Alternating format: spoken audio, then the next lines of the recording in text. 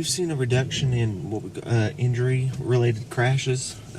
We still are having a couple crashes up on the interstate, but I think we've reduced the injuries, and it's probably due to people slowing their speeds down or staying farther away from vehicles. We've had crashes up there, but the injuries of those crashes have been either non-existent or they've lowered in the statute of how the person's getting injured. It's just minor injuries, not major injuries.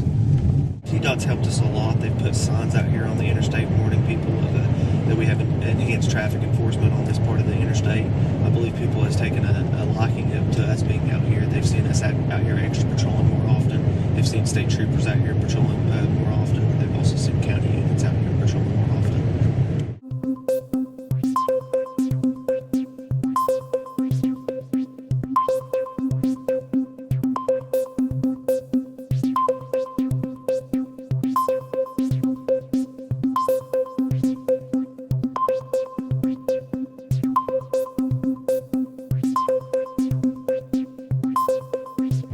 A lot of people come to Johnson City for work, for travel, to come visit family, and the population increases, especially during the work week. And it's important because a lot of individuals use this interstate to travel back and forth from work or from family, meeting with family. So it's important that we have a safe environment for them to be traveling on. There's a lot of families that have children. They need to have a safe location to be able to drive on. And it's very important because we need to reduce the injuries that occur on these crashes because we want to keep people safe. A lot of people come in at 7 o'clock, 8 o'clock, so there's a heavy flow of traffic during that time.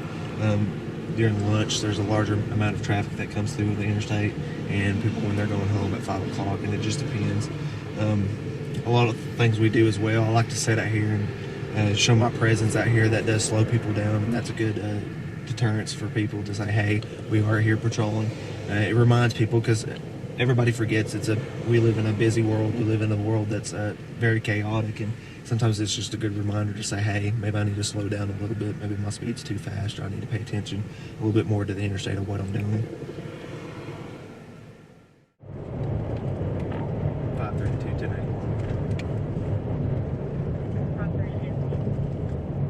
Tennessee 636, Bravo Foxtrot, Mike Whiskey, correction, Whiskey.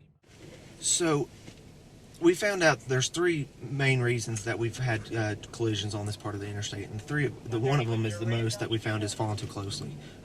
Vehicles tend to follow too closely to the other vehicle in front of them, and we typically like to talk to people and say, hey, the reason I pulled you over, and this is the reason that I pulled her over, is that you were too close in front of the vehicle in front of you, because by that time that car may immediately brake for something, may swerve into something, and you don't have a lot of reaction time at the closer you are to that vehicle. I informed her of that. She said that she apologized. I think that vehicle, I guess before we observed them, that he cut in front of her. I didn't observe that before they stopped. I explained to her that this is just a warning process. We're just more out here to inform the driving public of what's going on. Like I said, this is the one biggest thing that we found out here that's what's causing collision is what people are doing, is what we call falling too closely. That's what we're trying to prevent, so we can further any other accidents, especially with injuries.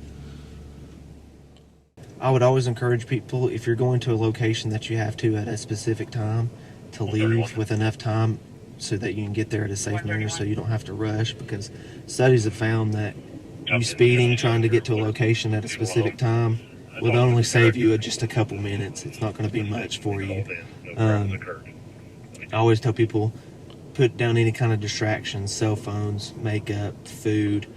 I know that people have children in the back. Try not to engage with those children or take your eyes off the roadway, because anytime you take off the eyes off the roadway for just a couple seconds, it can be enough to cause a collision. It can be enough to cause injury to yourself or to other people.